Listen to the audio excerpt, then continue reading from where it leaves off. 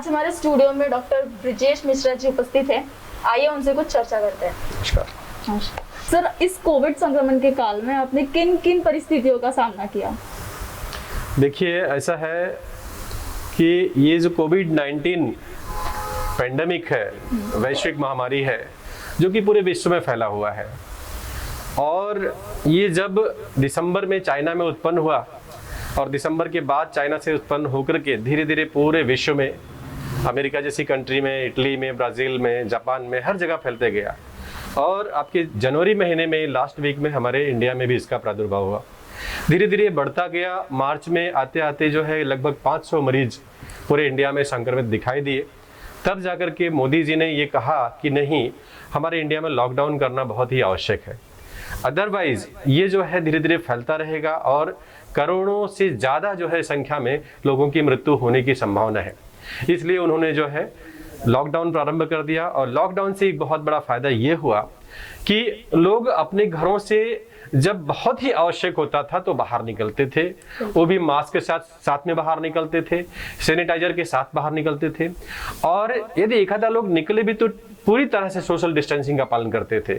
परिणाम ये हुआ कि जो 135 करोड़ की आबादी वाला भारत देश है हमारा, उसमें से आज भी 85 से 86 लाख तक ही जो है लोग संक्रमित हुए, और संक्रमित होने के साथ साथ उनका, हमारे देश का मृत्यु दर भी 1.5 के अंदर ही रहा, परसेंटेज के अंदर ही रहा। इसलिए जो भी किया गया, कार्य किया गया, वह बहुत ही सराहनीय कार्य किया गया। दूसरी बात, यदि स्थानिक स्तर पे देखा जाए तो स्थानिक स्तर पे भी लोगों ने, वहां के मेडिकल ऑफिसर्स ने, वहां के कलेक्टर्स ने, वार्ड ऑफिसर्स ने, सबने जो है कोरोना महामारी को लड़ने के लिए सबने एक साथ मिलकर काम किया। सर, क्या आप भी इस कोविड संक्रमण के शिकार हुए थे? जी हाँ, ये 100% सच है। 25 जुलाई 2020 से मैं खुद नागपुर जिला आपत्ति व्यवस्थापन नियम के अंतर्गत VNIT कोविड केयर सेंटर पे कार्यरत कर था एज ए मेडिकल ऑफिसर।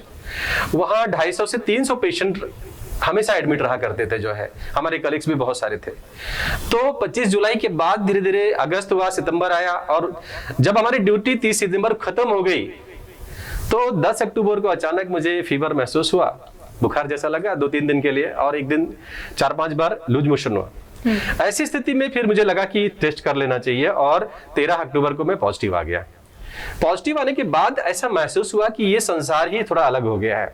मतलब जब तक दूसरा व्यक्ति कोविड पॉजिटिव आता था उसके अनुभव को हम समझ नहीं पाते थे, लेकिन जब हम खुद पॉजिटिव आ गए तो थोड़ा ये सा लगा कि नहीं, ये जो है काफी भयावह स्थिति। घर के लोग डरे हुए थे, हालांकि मुझे उतना तकलीफ नहीं था, सिम्टम्स नहीं थे, बट दूसरे लोग डरे हुए थे घर के, और उन्होंने मुझे दूसरे जगह पे क्वारंटाइन कर दिया, उसी बिल्डिंग के अंदर, जो है कि नहीं आप अलग से रहिए।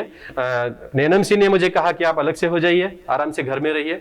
तो इस प्रकार से मैं 14 दिन तक घर में रह करके अपने आप को मेंटेन रखा। आयुर्वेदिक औषधियों और एलोपैथिक औषधियों दोनों का उपयोग किया मैंने, और काफी ठीक रहा। लेकिन उस बीच में कभी कभी विचार आता था कि लोग आपसे बात करने में कतराते थे। इवन आप लिफ्ट में जाओ तो लोग लिफ्ट छोड़ देते थे, रास्ते में जाओ तो लोग रास्ता छोड़ देते थे। ये सब यानी सामाजिक स्तर से भी और मानसिक स्तर से दोनों ही समस्या को निपटने के लिए जो कोविड पेशेंट होता है वो पूरी तरह से जो है तकलीफ में रहता है।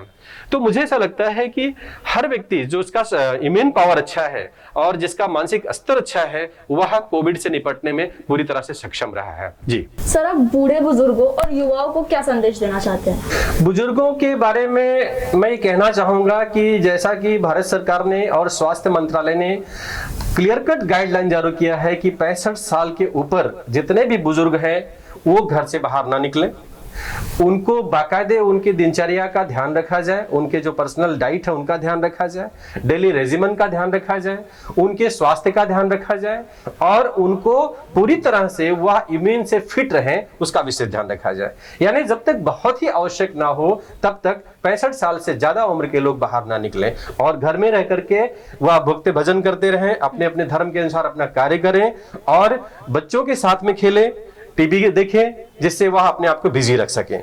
और दूसरी बात, युवाओं को मैं ये संदेश देना चाहूंगा कि युवा वर्ग जो भी है वो बिना मास्क लगाए हुए घर से बाहर ना निकले, बिना सैनिटाइज लेकर के घर से बाहर ना निकलें, और बाहर जाने के बाद जो 2 गज की दूरी है उस सोशल डिस्टेंसिंग का समुचित रूप से पालन करें, और जहां तक हो सके वह अपनी दिनचर्या को नियमित रखें, जिससे कि उन्हें भी किसी भी प्रकार की बीमारी ना होने पाए। जी सर, आपको बहुत बहुत धन्यवाद कि आप हमारे स्टूडियो में आए और आपने कोविड ऐसे इस संक्रमण के बारे में जो कुछ भी जानकारी दी है, हमें तो बहुत ज्यादा अच्छा लगा, साथ ही हमारे दर्शकों को भी अच्छा लगा होगा। अच्छा लगा सर आप हमारे स्टूडियो में आए, और कोविड जैसे मामले में सर ने बहुत अच्छी इन्फॉर्मेशन दी, और हम ऐसी इन्फॉर्मेशन आप तक पहुंचाते रहेंगे। आप देखते रहिए KM TV। धन्यवाद।